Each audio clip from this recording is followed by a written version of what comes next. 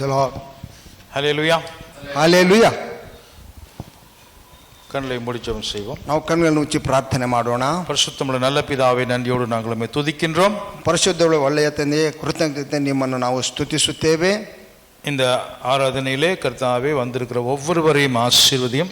ಈ ಆರಾಧನೆಯಲ್ಲಿ ಬಂದಿರುವಂತಹ ಪ್ರತಿಯೊಬ್ಬರನ್ನು ನೀನು ಆಶೀರ್ವದಿಸು. உம்முடைய வசனங்களை கேட்கிற ஒவ்வொருடைய இருதயத்திலும் நீர் பேச வேண்டும் என்று ஜெபிக்கின்றோம். ನಿಮ್ಮ ವಾಕ್ಯವನ್ನು ಕೇಳುವಂತಹ ಪ್ರತಿಯೊಬ್ಬ ಹೃದಯದಲ್ಲಿ ನೀವು ಮಾತನಾಡಬೇಕೆಂದು ನಾವು ಬೇಡಿಕೊಳ್ಳುತ್ತೇವೆ. எங்கள் மீட்பெரும் ரட்சகருமாகிய இயேசுவின் மூலமாய் ஜெபிக்கிறோம் நல்ல பிதாவே. ನಮ್ಮ ಬಿಡುಗಡೆಯ ರಕ್ಷಕನಾದಂತಹ ಯೇಸು ಕ್ರಿಸ್ತನ ಮೂಲಕವಾಗಿ ನಾವು ಬೇಡಿಕೊಳ್ಳುತ್ತೇವೆ ಒಳ್ಳೆಯ ತಂದೆಯೇ. ஆமென். ಆಮೆನ್. வாசிக்கப்பட்ட வேத வசனம் ಓದಲ್ಪಟ್ಟಂತ ವೇದವಾಕ್ಯವು எபேசியர் 1 அதிகாரம். ಎಫೆಸದವರು ಬರೆದ ಪತ್ರಿಕೆ 1ನೇ ಅಧ್ಯಾಯ. எத்தனை பேர் சந்தோஷமா அதை வாசித்து கேட்டீங்க? ಎಷ್ಟು ಜನ ಅದು ಓದುವಾಗ ಸಂತೋಷದಿಂದ ಅದನ್ನು ಕೇಳಿದ್ದೀರಿ? எத்தனை பேருக்கு அது புரியாதையா வாசிச்சீங்க? ಎಷ್ಟು ಜನಕ್ಕೆ ಅದು ಅರ್ಥವಾಗದೇನೆ ಓದಿದ್ದೀರಿ? நாங்க எங்க பாஸ்டர் வாசிச்சோம், அவர் தானே வாசிச்சாரு. ನಾವೆಲ್ಲಿ ಓದ್ದ ಪಾಸ್ಟರ್ ಆಯ್ತಪ್ಪನವ್ರು ತಾನೇ ಓದಿದ್ದು. அதனாலதான் திருப்பி அதை சொல்லலான் இருக்கிறேன். ಆದ್ದರಿಂದ ನಾನು ಅದನ್ನು ಮತ್ತೆ ಹೇಳಬೇಕೆಂದಿದ್ದೇನೆ. இங்க வாசிக்க எத்தனை வசனம் வாசித்தீங்க பிரதர்? ಎಷ್ಟು? 14 வசனங்கள் வாசிச்சிருக்கிறார். 14 ವಾಕ್ಯಗಳನ್ನು ಓದಿದರು. ಇದರಲ್ಲಿ நம்ம வீடு இங்கே சொல்லப்பட்டிருக்கிறது. ನಮ್ಮ ಮನೆಯನ್ನು ಕುರಿತು ಹೇಳಲ್ಪಟ್ಟಿದೆ. எத்தனை பேர் கவனிச்சிங்க? ಎಷ್ಟು ಜನ ಗಮನಿಸಿದಿರಿ? ஒருத்தர் கூட கவனிக்கலையா? ಯಾರು ಗಮನಿಸಿಲ್ಲ. வாசிச்சு நீ சொல்லுங்க. இங்க வீடை பத்தி போட்டிருக்குதா? ಮನೆಯನ್ನು ಕುರಿತು ಹಾಕಿದೆಯಾ? ಎಲ್ಲಿ? ஆமென். கைத்தட்டி எல்லாரும். ஹல்லேலூயா. ஹல்லேலூயா. நாம இப்ப எங்க இருக்கிறோம்னா, ನಾವು ಇವಾಗ ಎಲ್ಲಿದ್ದೇವೆಂದರೆ கிறிஸ்துவுக்குள்ளே இருக்கிறோம். ಕ್ರಿಸ್ತನೊಳಗೆ ನಾವಿದ್ದೇವೆ. அப்படி இருக்கிறவங்க எல்லாம் சந்தோஷமா அப்படியே சிரிச்சு ஹல்லேலூயா சொல்லுங்க. ಆ ವಿಧವಾಗಿ ಸಂತೋಷವಾಗಿ ನಗುತ್ತಾ ನಾವು ಹಲ್ಲೇಲೂಯಾ ஹல்லேலூயா. ಹಲ್ಲೇಲೂಯಾ. எதுல இருக்கீங்க? ಇದರಲ್ಲಿದ್ದೇವೆ, கிறிஸ்துவுக்குள்ள. ಕ್ರಿಸ್ತನೊಳಗೆ. அதான் நம்ம வீடு. ಅದುವೇ ನಮ್ಮ ಮನೆಯು. அப்படின்னா ಹಾಗಂದರೆ பல வீடு மாத்தி வந்திருக்கிறோம். ಹಲವು ಮನೆಗಳನ್ನು ಬದಲಾಯಿಸಿ ಬಂದಿದ್ದೇವೆ. Praise the Lord. Praise the Lord. கிறிஸ்துவுக்குள்ள நம்ம இருக்கிறோம். இப்போ ಕ್ರಿಸ್ತನೊಳಗೆ ಇದ್ದೇವೆ. ಈಗ கிறிஸ்துவுக்குள்ள நம்ம வர்றதுக்கு முன்னாடி எங்க இருந்தோம்? ಕ್ರಿಸ್ತನೊಳಗೆ ನಾವು ಬರುವುದಕ್ಕೆ ಮುಂಚಿತವಾಗಿ ನಾವು ಎಲ್ಲಿದ್ದೆವು? ஓகே, பாவத்துல இருந்தோம். ಪಾಪದಲ್ಲಿ ಇದ್ದೆವು. சொன்னாரு, சொல்லுங்க. உளையான சேற்றுக்குள்ள கிடந்தோம். ಕೆಸರಿನಲ್ಲಿ ಬಿದ್ದಿದ್ದೆವು. அப்புறம் விக்கிரகாராதனைக்குள்ள கிடந்தோம். ವಿಗ್ರಹದಲ್ಲಿ ನಾವು ಬಿದ್ದಿದ್ದೆವು. அப்புறம் எங்க இருந்தீங்கப்பா? Away from where? உலகத்துல இருந்தோம். ಈ ಲೋಕದಲ್ಲಿ ಇದ್ದೆವು.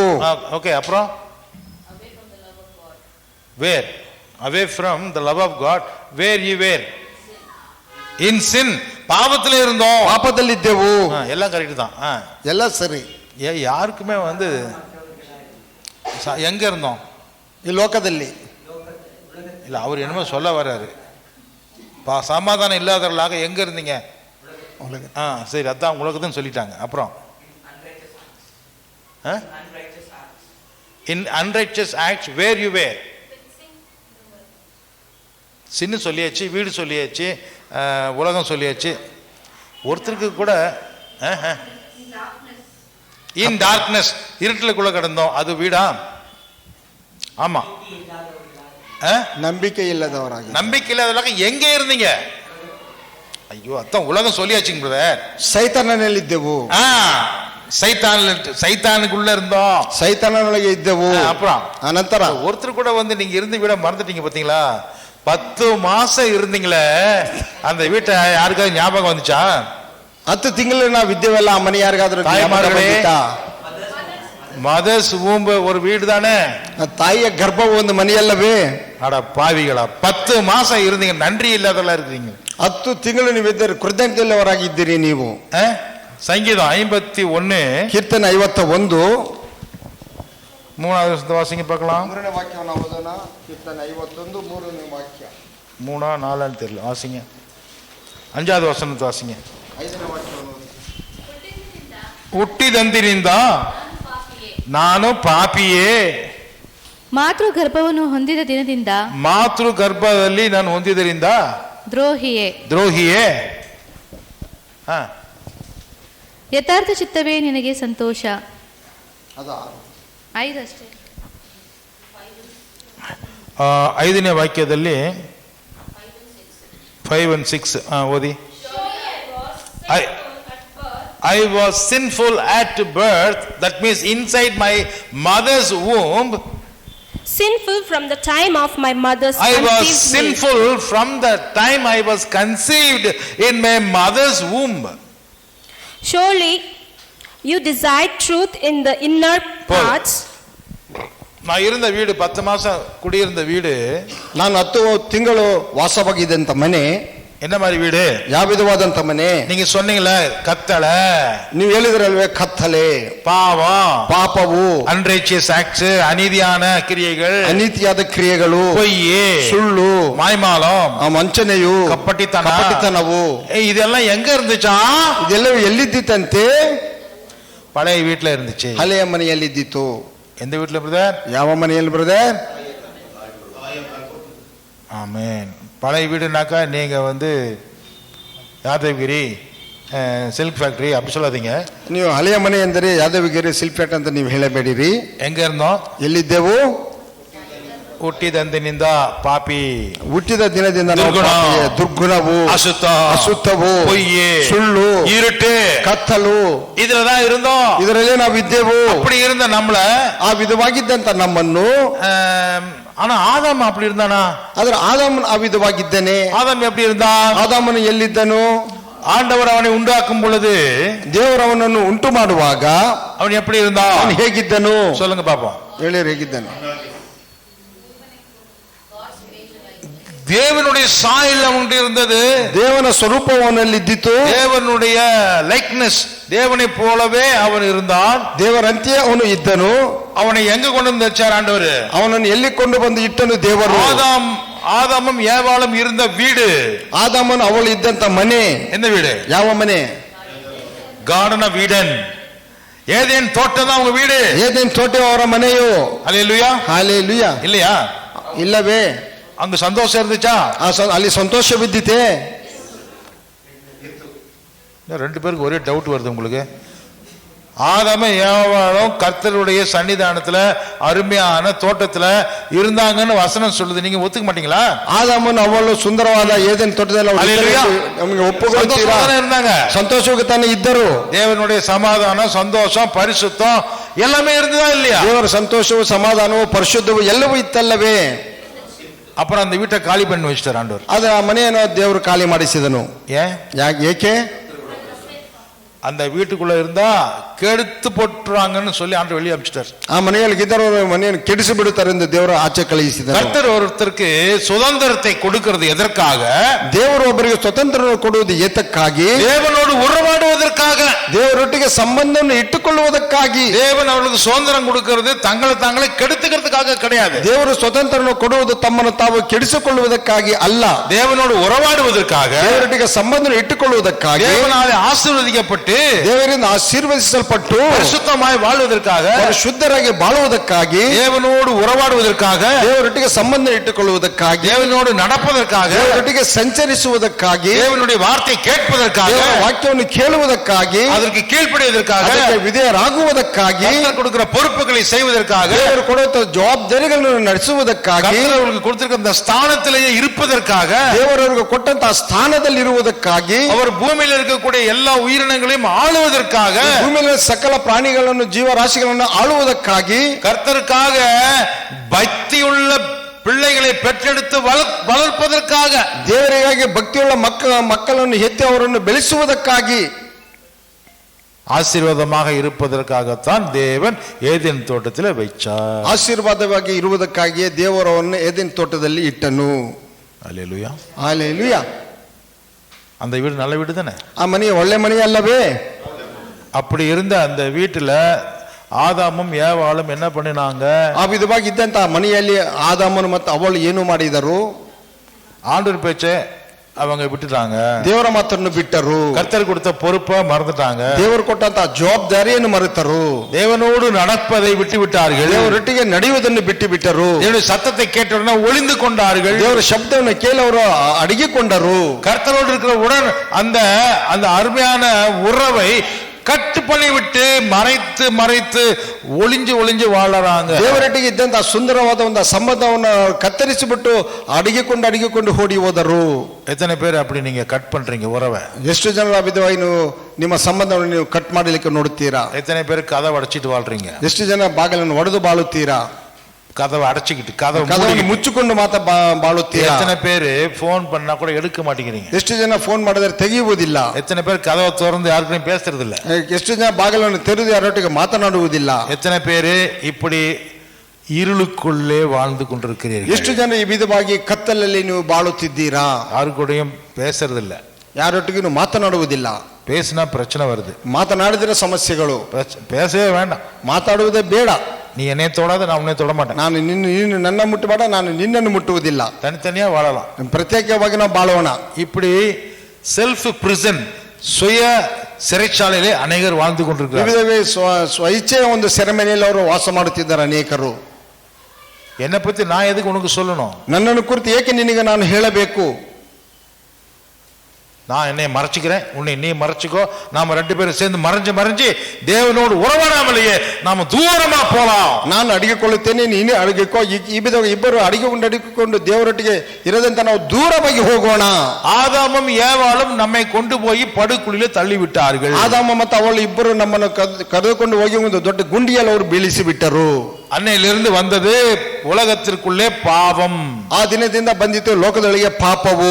அல்லேலூயா, ஹல்லேலூயா. ஒவ்வொரு மனிதனும் இந்த பாவமான உலகத்திலே பிறந்து பாவத்திலே கர்ப்பம் தரித்து பாவத்திலே ஊறி நல்ல 10 மாசம் பாவம் செய்யறதுக்கு, எல்லா பாவம் செய்யறதுக்கு ட்ரைனிங் எடுத்துட்டு தான் வராங்க எல்லாரும். ಪ್ರತಿಯೊಬ್ಬ ಮನುಷ್ಯನ ಪಾಪ ಈ ಲೋಕದಲ್ಲಿ ಹುಟ್ಟಿ ಅವನು ಪಾಪ ಗರ್ಭದಲ್ಲಿ ಹುಟ್ಟಿ ಅದರಲ್ಲಿ ನೆನೆದು ಅದರಿಂದ ಅವನು ಆಚೆ ಬರುತ್ತಾನೆ.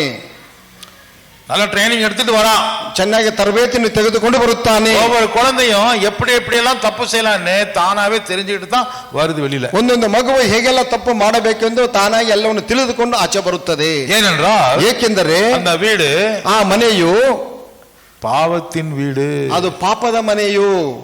அதுல அந்த வீட்டுக்குள்ள இருக்கக்கூடிய அந்த பிள்ளைகள் அந்த சுபாவத்துல தான் வளருவார்கள். ಆ ಮನೆಯಲ್ಲಿರುವಂತಹ ಮಕ್ಕಳು ಅದೇ ಒಂದು ಗುಣಾತಿಶಯಗಳ ಮೂಲಕವಾಗಿಯೇ ಬೆಳೆಯುತ್ತಾರೆ. துர்குணத்திலே என் தாய் என்னை பெற்றெடுத்தாள் என்று சொல்லி அதாவிது அறிக்கை செய்கின்றான். ದುರ್ಗುಣದಲ್ಲೇ ನನ್ನ ತಾಯಿ ಹೆತ್ತಲೆಂದು ದಾವೀದನು ಅರಿಕೆ ಮಾಡುತ್ತಾನೆ. ஹல்லேலூயா, ஹல்லேலூயா. என் தாய் என்னை பாவத்தில் கர்ப்பம் தரித்தாள். ಮಾತೃ ಗರ್ಭದಲ್ಲಿ ಹೊಂದಿದ ದಿನದಿಂದ ನಾನು ದ್ರೋಹಿಯೇ. இல்ல வசனம் 5 படிங்க. ಹುಟ್ಟಿದ ದಿನದಿಂದ ನಾನು ಪಾಪಿಯೇ, ಮಾತೃ ಗರ್ಭವನ್ನು ಹೊಂದಿದ ದಿನದಿಂದ ದ್ರೋಹಿಯೇ. ஓ, கன்னடத்தில் அப்படி இருக்குது. சரி, நான் சொல்றத சொல்லுங்க, அதை படிக்காதீங்க. என் தாய், ನನ್ನ ತಾಯಿಯು ನನ್ನನ್ನು ಪಾಪದಲ್ಲಿ பெற்றெடுத்தாள், ಹೆತ್ತಳು. நான் கர்ப்பத்திலே இருக்கும் பொழுதே, ನಾನು ಗರ್ಭದಲ್ಲೇ ಇರುವಾಗಲೇ நான் பாவத்திலே இருந்தேன். ನಾನು ಪಾಪದಲ್ಲಿದ್ದೇನು. சுபாவத்திலே, ನನ್ನ ಗುಣದಲ್ಲಿ, ನನ್ನ ಸ್ವಭಾವದಲ್ಲಿ, என்னுடைய சிந்தனையிலே, ನನ್ನ ಆಲೋಚನೆಯಲ್ಲಿ, என்னுடைய ரத்தத்திலே, ನನ್ನ ರಕ್ತದಲ್ಲಿ பாவம் என்பது எனக்கு பழகி போச்சு. ಪಾಪ ಎನ್ನುವುದು ನನ್ನಲ್ಲಿ ಅಭ್ಯಾಸ ಆಗಿ ಹೋಯಿತು. அப்படிப்பட்ட வீட்டில இருந்துதான் ಆ ವಿಧವಾದಂತ ಮನೆಯೊಳಗಿಂದಲೇ நான் வெளியிலே வந்தேன், ನಾನು ಆಚೆ ಬಂದೆನು. அதனால ಆದ್ದರಿಂದ இன்னைக்கு திடீர்னு பத்சேபால் கூட நான் பாவம் செஞ்சிட்டேன்னு என்னை நாத்தான் சொல்றாரே தீர்க்கதரிசி, ನಾನು ದಿಢೀರಂದು ಈ ದಿನದಲ್ಲಿ ಭಕ್ಷ್ಯಬಲ್ಲೊಟ್ಟಿಗೆ ನಾನು ಪಾಪ ಮಾಡಿದ್ದೇನೆ ಎಂದು ನಾತನು ಪ್ರವಾದಿ ನನಗೆ ಹೇಳಿದನಲ್ಲ, அது இன்னைக்கு இல்ல ஆண்டவரே, ಅದು ಈ ದಿನ ಅಲ್ಲ ದೇವರೇ. நான் பிறக்கும் போதே பாவத்துல தான் நல்ல ஊறி ಮ್ಯಾರಿನೇಟ್ ಆಗಿ ಮಸಾಲಾ ಇறங்கி பிறந்திருக்கிறேன். ನಾನು ಹುಟ್ಟುವಾಗಲೇ ನಾನು ಪಾಪದಲ್ಲಿ ಚೆನ್ನಾಗಿ ಊರಿ ನೆನೆದು ಅದರಲ್ಲಿ ನಾನು ಆಚೆ ಬಂದೆನು. அவன் யார காரணம் சொல்றான்? தாவீது. ಅದು ಯಾರನ್ನು ಕುರಿತು ದಾವೀದನು ಈ ಕಾರಣವನ್ನು ಹೇಳುತ್ತಿದ್ದಾನೆ? தாயோட சேர்ந்து, ತಾಯಿಯೊಟ್ಟಿಗೆ ಸೇರಿ, ತಂದೆ ತಾಯಿ. பிரதருக்கு கன்ஃபியூஷன் ஆகுது. தாய் மட்டும் தானே பாஸ்டர் போட்டு, நீங்க எக்ஸ்ட்ரா சேர்த்துறீங்க. தாய் கர்ப்பம் தரித்தாலும் எப்படி தரிப்பா? ತಾಯಿ ಗರ್ಭವತಿ ಆದಳು ಅಂದ್ರೆ ಹೇಗೆ ಆಗುತ್ತಾಳೆ? அவள் கர்ப்பவதி ஆகிறதுக்கு ஒரு ஆண் துணை இருக்கணும் இல்லையா? ಗರ್ಭವತಿ ಆದ ಒಬ್ಬ ಪುರುಷನು ಬೇಕಲ್ಲವೇ? இயேசு கிறிஸ்து ஒருத்தர் தான் மனிதனுடைய உதவி இல்லாமல் ஒரு தாயினுடைய முட்டைக்குள்ள வந்தார். ಯೇಸು ಕ್ರಿಸ್ತನೊಬ್ಬನೇ ಮನುಷ್ಯನ ಒಂದು ಸಹಾಯವಿಲ್ಲದ ತಾಯಿಯ ಆ ಗರ್ಭದಲ್ಲಿ ಯೇಸು ಕ್ರಿಸ್ತು ஒருவர். அந்த இயேசுங்கிறத அழுத்தி சொல்லணும். ಯೇಸು ಕ್ರಿಸ್ತನು ಒಬ್ಬನೇ ತಾಯಿಯ ಗರ್ಭದಲ್ಲಿ ಆ ಮೊಟ್ಟೆಯಾಗಿ ಬಂದನು. ಪುರುಷನ புருஷன் இல்லாம வந்தாரு, ಪುರುಷನ್ ಇಲ್ಲದೆ ಬಂದನು. இயேசு கிறிஸ்து ஒருவர் தான் அப்படி வந்தா. ಯೇಸು ಕ್ರಿಸ್ತನು ಒಬ್ಬನೇ ಆ ವಿಧವಾಗಿ ಬಂದನು. கரெக்ட், அப்படிதான் சொல்லணும். ஹல்லேலூயா. மற்றவங்க எல்லாருமே ஒரு ஆணுடைய உதவினாலதான் கர்ப்பத்துல வர்றாங்க. ಎಲ್ಲರೂ ಒಬ್ಬ ಗಂಡಿನ ಪುರುಷನ ಸಹಾಯದಿಂದಲೇ ತಾಯಿಯ ಗರ್ಭದಲ್ಲಿ ಬಂದರು. பரிசுத்த ஆவியினாலே கர்ப்பவதி ஆனவர் இயேசு கிறிஸ்து ஒருவர் தான். ಪವಿತ್ರಾತ್ಮನ ಮೂಲಕ ಗರ್ಭ ಧಾರಣೆಯಾಗಿದ್ದು ಯೇಸು ಕ್ರಿಸ್ತನು ಒಬ್ಬನೇ. மற்றவங்க எல்லாருமே ಮತ್ತೆ ಎಲ್ಲರೂ முதல் வீடு பாவத்தின் வீடு, ಮೊದಲ ಮನೆಯೇ ಪಾಪದ ಮನೆಯು. ஹல்லேலூயா. ஹல்லேலூயா. அதுக்கப்புறம் ಅದರ ನಂತರ ஏதேன் தோட்டத்துல வச்சார் ஆண்டவர், ஏதேன் தோட்டத்தை வெளியே அமிச்சிட்டார். ಏದೆನ್ ತೋಟದಲ್ಲಿ ಇಟ್ಟನ ನಂತರ ಏದೆನ್ ತೋಟದಿಂದ ಆಚೆ ಕಳಿಸಿ ಬಿಟ್ಟನು. ஏதேன் தோட்டத்தை விட்டு வெளியில வந்த உடனே ಆ ಏದೆನ್ ತೋಟವನ್ನು ಬಿಟ್ಟು ಆಚೆ ಬಂದ ತಕ್ಷಣ ஆதாம் முள்ளுகளுக்கு நடுவிலே குறுக்கும் முறுக்குமா இருக்கக்கூடிய அந்த முள்ளுகளுக்கு நடுவிலே அவன் வேர்வை சிந்தி கஷ்டப்பட்டு வாழ்ந்தான். ಕಲ್ಲು ಮುಳ್ಳುಗಳಿಂದ ತುಂಬಿದಂತ ಒಂದು ಬೆವರು ಸುರಿಸಿ ಅವನು ನೆಲದಲ್ಲಿ ಕಷ್ಟಪಟ್ಟು ಅವನು ಬೆವರು ಸುರಿಸಿ ಕೆಲಸ ಮಾಡಿದನು. கண்ணி குடிச்சிருங்க, அப்புறமா பேசலாம். ஹல்லேலூயா, ஹல்லேலூயா. அப்போ அந்த முள்ளுகளும் கல்லுகளும் வேதனை உண்டாக்கி வேர்வையோட கண்ணீரோட கலந்த ஒரு வாழ்க்கை, வேதனையினுடைய வீடு. ಆ ಮುಳ್ಳುಗಳು ಕಲ್ಲುಗಳು ವೇದನೆಯಿಂದ ತುಂಬಿದಂತ ಬೆವರು ಸುರಿಸಿದಂತ ಒಂದು ವೇದನೆಯ ಒಂದು ಮನೆ ಅದು. ஆனாலும் பாவம் நிக்கல. ಆದರೂ ಪಾಪವು ನಿಲ್ಲಲಿಲ್ಲ. பாவம் எப்படி பெருகிச்சுன்னா, ಪಾಪವು ಹೇಗೆ ಬೆಳೆಯುತ್ತೆಂದರೆ, நோவாவின் காலத்தில் என்ன நடந்தது? ನೋವನ ಕಾಲದಲ್ಲಿ ಏನು ನಡೆಯಿತು? பாவம் நிறைஞ்சு ಪಾಪವು ತುಂಬಿ பூமியை கெட்டு அழிந்து போகிற மாதிரி ஆயிடுச்சு. ಭೂಮಿಯ ಕೆಟ್ಟು ನಾಶವಾಗುವಷ್ಟರ ಮಟ್ಟಿಗೆ ಆಯಿತು. அப்பொழுது ಆಗ ದೇವರು என்ன முடிவு பண்ணார் தெரியுமா? ದೇವರು ಏನು ತೀರ್ಮಾನ ತೆಗೆದುಕೊಂಡೇನು ಗೊತ್ತುಂಟೆ? மனுஷன் வாழ்றதுக்கு வீடே தேவையில்லை, போட்டு போதும். ಮನುಷ್ಯನು ಬಾಳುವುದಕ್ಕೆ ಮನೆ ಬೇಕಾಗಿಲ್ಲ, ಒಂದು ನಾವೇ ಸಾಕು. ஒரு பேடைக்குள்ள அடைச்சிட்டார். ಒಂದು ನಾವೆಯಲ್ಲಿ ಅವರನ್ನು ಸೇರಿಸಿದನು. அடைச்சாரா இல்லையா? ಸೇರಿಸಿದನೇ ಇಲ್ಲವೇ? சின்ன வீடு, பெரிய வீடு, அரண்மனை வீடு, காட்டு வீடு, வீட்டு வீடு, மாட்டு வீடு, எல்லா வீடும் போயிடுச்சு. ಚಿಕ್ಕ ಮನೆ, ದೊಡ್ಡ ಮನೆ, ಅರಮನೆ, ದನದ ಮನೆ ಎಲ್ಲವೂ ಹೋಯಿತು. ஒன்னே ஒண்ணுதான், ಒಂದೇ ಒಂದು நோவா கட்டின பேழை மட்டும்தான் இருக்குது. ನೋವನ್ನು ಕಟ್ಟಿದ್ದ ನಾವೇ ಮಾತ್ರ ಇದ್ದಿತ್ತು. இப்போ ಈಗ அதுதான் அவனுக்கு வீடு. ಅದುವೇ ಅವನ ಮನೆಯು. ஆமென், ಆಮೇನ್, ஹல்லேலூயா, ಹಲ್ಲೆಲೂಯಾ. அந்த வீட்டுக்குள்ள போறதுக்கு என்ன வேணும்? ಆ ಮನೆಯೊಳಗೆ ಹೋಗುವುದಕ್ಕೆ ಏನು ಬೇಕು? காசு வேணுமா? ಹಣ ಬೇಕೇ? டிக்கெட் கொடுத்தாங்களா? ಟಿಕೆಟ್ ಕೊಟ್ಟರೆ? லைசன்ஸ் கேட்டாங்களா? ಲೈಸೆನ್ಸ್ ಕೇಳಿದರೆ? ஆதார் கார்டு கேட்டாங்களா? ಆಧಾರ್ ಕಾರ್ಡ್ ಕೇಳಿದರೆ? இல்ல பாஸ்போர்ட் கேக்குறாங்களா? விசா கேக்குறாங்களா? ಪಾಸ್ಪೋರ್ಟ್ ಕೇಳಿದರೆ? ವೀಸಾ ಕೇಳಿದರೆ? பேங்க் டீடைல்ஸ் கேக்குறாங்களா? ಬ್ಯಾಂಕ್ ಬ್ಯಾಲೆನ್ಸ್ ಕೇಳಿದರೆ? இல்லையே. ಇಲ್ಲವಲ್ಲ. ನಂಬಿனா உள்ளவரா? ನಂಬಿದರ ಒಳಗೆ ಬರಬಹುದು. நம்புறோம் உள்ளவரா? ನಂಬುವವನು ಒಳಗೆ ಬರುತ್ತಾನೆ. யாரு மட்டும் வந்தா? ಯಾರು ಮಾತ್ರ ಬಂದರು? நோவாவும், ನೋವನು, நோவனுடைய மனைவியும், ನೋವನ ಹೆಂಡತಿಯು, 3 பிள்ளைகளும், 3 ಹೆಣ್ಣು ಮಕ್ಕಳು, அவனுடைய மனைவிகளும், ಅವರ ಗಂಡಂದಿರು, 3 ಗಂಡಂದಿರು, ಆಮೇಲೆ 3 ಹೆಣ್ಣು ಮಕ್ಕಳು. நோவாவுக்கு பிள்ளைங்க 3 பேர் பிரதர். 3 ಜನ ಗಂಡು ಮಕ್ಕಳು, அவங்களுடைய மனைவிகள் சொல்றேன். ಅವರ ಹೆಂಡತಿಯರು. மொத்தம் எத்தனை பேரு? ಒಟ್ಟು ಎಷ್ಟು ಜನ? ஆனா போட்டு அந்த நாவை முழுசும், அந்த பேழை முழுவதும் நிரம்பிருச்சு. ಆದರೆ ಒಂದು ನಾವೆಯೇ ಪೂರ್ತಿಯಾಗಿ ತುಂಬಿತು. யாரெல்லாம் உள்ள வந்தா? ಯಾರೆಲ್ಲ ಒಳಗೆ ಬಂದರು? குரங்கு, கழுத, ಕೋತಿ, ಕತ್ತೆ, கரடி, புலி, ಕರಡಿ, சிங்கம். ಹುಲಿ, ಸಿಂಹ. ஹல்லேலூயா. ಹಲ್ಲೆಲೂಯಾ. நோவாவின் குடும்பத்தோட சேர்ந்து ನೋವನ ಕುಟುಂಬದೊಟ್ಟಿಗೆ ಸೇರಿ கர்த்தருடைய வார்த்தைக்கு எதெல்லாம் கீழ்ப்படிதோ அதெல்லாம் உள்ள வந்துருச்சு. ದೇವರ ವಾಕ್ಯಕ್ಕೆ ಯಾವುದೆಲ್ಲ ವಿಧೇಯರಾಗುವುದು ಅದೆಲ್ಲವೂ ಒಳಗೆ ಪ್ರವೇಶ ಮಾಡಿತು. இப்ப இங்க இது ஒரு இயேசு கிறிஸ்துவினுடைய பேழை. ಇದು ಯೇಸು ಕ್ರಿಸ್ತನ ಒಂದು ನಾವೇ ಇದು. ஹல்லேலூயா. ಹಲ್ಲೆಲೂಯಾ. பக்கத்துல இருக்கிறவங்களை பார்த்து சொல்லுங்க. ಪಕ್ಕದಲ್ಲಿರೋನು ನೋಡಿ ಹೇಳಿರಿ. குரங்கு பக்கத்துல உட்கார்ந்து இருக்குது, ಪಕ್ಕದಲ್ಲಿ கரடி பக்கத்துல உட்கார்ந்து அப்படி சொல்லுவீங்களா? ನನ್ನ ಪಕ್ಕದಲ್ಲಿ ಕೋತಿ ಕುಳಿತಿದ್ದ ಅಂತ ಹೇಳ್ತೀರಾ, ಇಲ್ಲ ಕರಡಿ ಕೂತಿದ್ದೆ ಅಂತ ಹೇಳ್ತೀರಾ? அந்த நாவைக்குள்ள, அந்த பேழைக்குள்ள எப்படி சிங்கமும், கரடியும், புலியும், சிறுத்தையும், பாம்பும், ஆட்டுக்குட்டியும், மானும் எப்படி ஒன்னா இருந்திருக்கும்? ಆ ಒಂದು ನಾವೆ ಒಳಗೆ ಹೇಗೆ ಹುಲಿಯು, ಸಿಂಹವು, ಕರಡಿಯು, ಕೋತಿಯು, ಕುರಿ ಎಲ್ಲವೂ ಹೇಗೆ ಬಂದು ಒಟ್ಟಾಗಿ ಕುಳಿತಿದ್ದವು? ஒண்ணுக்கு ஒண்ணு கடிக்கல, ಒಂದನ್ನೊಂದು ಕಚ್ಚಿಕೊಳ್ಳಲಿಲ್ಲ. ஹல்லேலூயா. ಹಲ್ಲೆಲೂಯಾ. அது ரட்சிப்பின் வீடு, ಅದು ರಕ್ಷಣೆಯ ಮನೆ. Praise the lord. Praise the lord. அந்த வீட்டுக்குள்ள ಆ ಮನೆಯೊಳಗೆ யாருடைய அதிகாரம், யாருடைய ஆளுமை அங்க இருக்குது? ಯಾರ ಆಳ್ವಿಕೆ ಅಲ್ಲಿದ್ದಿತು? தேவனுடைய ஆளுகை, ದೇವರ ಆಳ್ವಿಕೆಯು. ஹல்லேலூயா. ಹಲ್ಲೆಲೂಯಾ.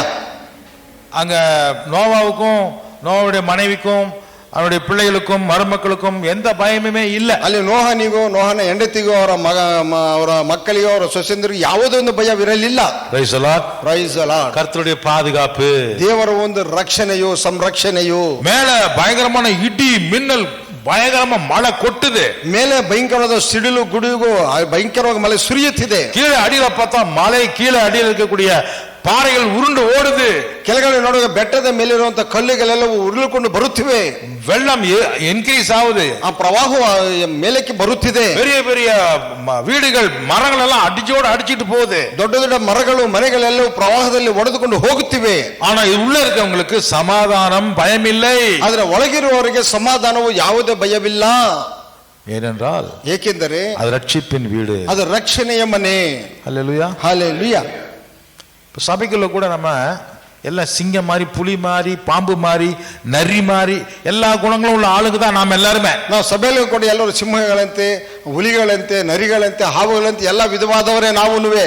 ஆனா உள்ளுக்குள்ள வந்துட்டோம், ಅದ್ರ ಒಳಗೆ ಬಂದೆವು, ரட்சிப்பின் வீட்டுக்குள்ள வந்துட்டோம். ರಕ್ಷಣೆ ಮನೆಯೊಳಗೆ ಬಂದೆವು. யாரெல்லாம் அப்படி சொல்றீங்க? ಯಾರೆಲ್ಲ ಆ ವಿಧವಾಗಿ ಹೇಳುತ್ತೀರಾ? பழைய ஆள் யாருன்னு தெரியுமா?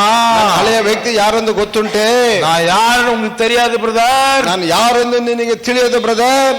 நான் யாருன்னு உங்களுக்கு காட்டினேன், ನಾನು ಯಾರೆಂದು ನಿಮಗೆ ತೋರಿಸಿದರೆ.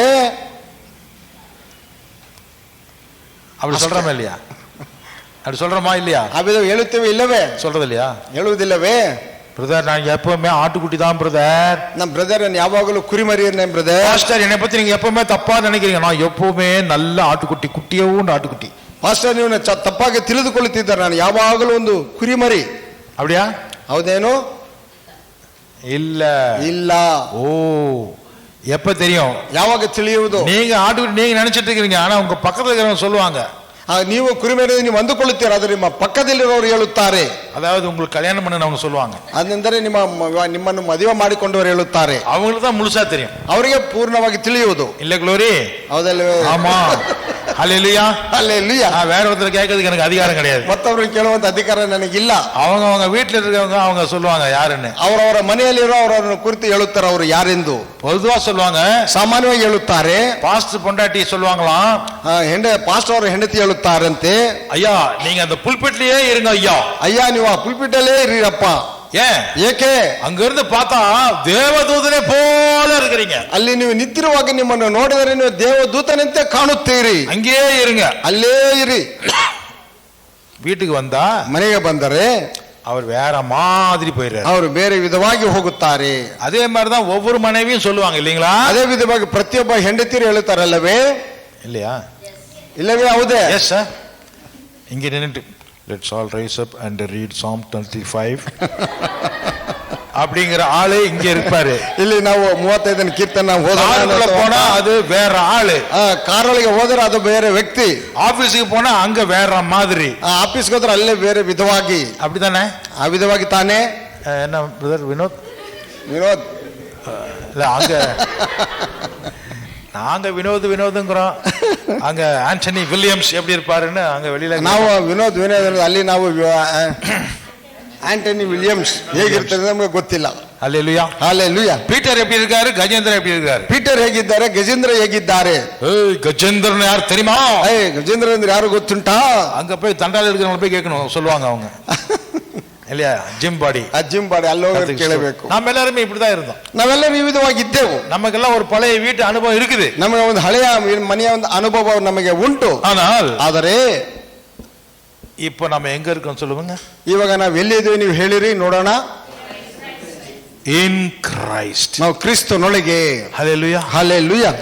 நாம இருந்த வீடு உலகம், ನಾವು ಇದ್ದಂತ ಮನೆ ಲೋಕವು. அந்த இடத்துல அந்த வீடுங்கிற அந்த உலகத்துல ಆ ಮನೆಯಂತ ಆ ಒಂದು ಲೋಕದಲ್ಲಿ ஒருத்தர் வந்தாரு, ಒಬ್ಬಾತನು ಬಂದನು. நாம் எல்லாரும் பாவிகளாக இருந்த அந்த வீடு, ನಾವೆಲ್ಲರೂ ಪಾಪಿಗಳಾಗಿದ್ದಂತ ಆ ಮನೆಯು, அந்த வீட்டுக்கு ஒருத்தர் வந்தார். ಆ ಮನೆಗೆ ಒಬ್ಬರು ಬಂದರು. வாசிப்போம். ಓದೋಣ. 1 தீமோத்தேயு ತಿಮೋಥೆಯನು ಬರೆದ ಮೊದಲನೇ ಪತ್ರಿಕೆ 1 அதிகாரம் 1ನೇ ಅಧ್ಯಾಯ 15வது வசனம் 15ನೇ ವಾಕ್ಯ 1:15. தமிழ், கன்னடா, தெலுங்கு, இங்கிலீஷ் எல்லாத்துலயும் வாசிங்க. Here is a trustworthy saying that deserves full acceptance Christ Jesus came into the world came into the to world save sinners, to save the sinners, of whom of whom I am the worst. I am the worst of all sinners. பாவிகளை ரட்சிக்க கிறிஸ்து இயேசு உலகத்தில் வந்தார் கிறிஸ்து இயேசு இந்த உலகம் என்கிற இந்த வீட்டிற்குள்ளே வந்தார் என்கிற வார்த்தை உண்மையும் என்கிற வார்த்தை உண்மையானது. எல்லா அங்கீகரிப்புக்கும் எல்லா அக்செப்டன்ஸுக்கு எல்லா அங்கீகரிப்புக்கும் பாத்திரமும் ஆனது. அது பாத்திரமானது. அவர்களில் பிரதான பாவி நான். அந்த வீட்டிலே இருக்கக்கூடிய எல்லா பாவிகளை விட மிக முக்கியமான பெரிய பாவி நானே. கிளம்பிட்டு சொல்றார் நானே. ஹல்லேலூயா. ஹல்லேலூயா. பீட்டருக்கு அஜிதன் சொல்றார் ஆமென். ஆமென். ஹல்லேலூயா. ஹல்லேலூயா. எல்லாரும் ஹல்லேலூயா சொல்லுங்க. எல்லாரும் ஹல்லேலூயா ಹೇಳೋಣ. பாவிகளிலே ಪಾಪಿಗಳಲ್ಲಿ amen. Hallelujah. Hallelujah. Kannada Telugu. ಕ್ರಿಸ್ತ ಯೇಸು ಪಾಪಿಗಳನ್ನು ರಕ್ಷಿಸುವುದಕ್ಕೋಸ್ಕರ ಹಾ. ಈ ಲೋಕಕ್ಕೆ ಬಂದನು ಎಂಬ ಈ ವಾಕ್ಯವು ಲೋಕಕ್ಕೆ ಈ ಮನೆಗೆ ಬಂದನು ಎಂಬ ವಾಕ್ಯವು ಹಾ. ನಂಬತಕ್ಕದಾಗಿಯೂ ಸರ್ವಾಂಗೀಕಾರಕ್ಕೆ ಸರ್ವ ಅಂಗೀಕಾರಕ್ಕೆ ಯೋಗ್ಯವಾದದ್ದಾಗಿಯೂ ಅದೇ. ಆ ಪಾಪಿಗಳಲ್ಲಿ ನಾನೇ ಮುಖ್ಯನು. ಶಿಲ್ಪ ದೊಡ್ಡ ಪಾಪಿ. హల్లెలూయా. హల్లెలూయా. ఆమేన్. తెలుగు ఇదియా చదవండి. తెలుగు చదవండమ్మా. తెలుగు లేదు రాదు కాదు. పాపులను రక్షించుటకు క్రీస్తు యేసు లోకమునకు వచ్చెను. వాక్యము నమ్మతగినదియు పరిపూర్ణాకారము యోగ్యమైనది ఉన్నది. అట్టివారిలో நவீனோ பிரதானுடு. ஹல்லேலூயா. ஹல்லேலூயா. இந்த பாவிகள் வாழ்கிற அந்த வீட்டுக்குள்ளே இயேசு கிறிஸ்து வந்தார். ಈ ವಿಧವಾದಂತ ಪಾಪಿಗಳು ಬಾಳುವಂತ ಆ ಮನೆಯೊಳಗೆ ಯೇಸು ಕ್ರಿಸ್ತನು ಬಂದನು. அந்த வீட்டுக்குள்ள வந்த உடனே ಆ ಮನೆಯೊಳಗೆ ಬಂದ ತಕ್ಷಣ என்னாச்சு? ಏನಾಯಿತು? அடுத்த வாரம் படிக்கலாம். ಬರುವ ವಾರದಲ್ಲಿ ನಾವು ಓದೋಣ. கண்களை முடிச்சோம். ನಾವು ಕಣ್ಣುಗಳು ಮುಚ್ಚಿ ಪ್ರಾರ್ಥನೆ ಮಾಡೋಣ.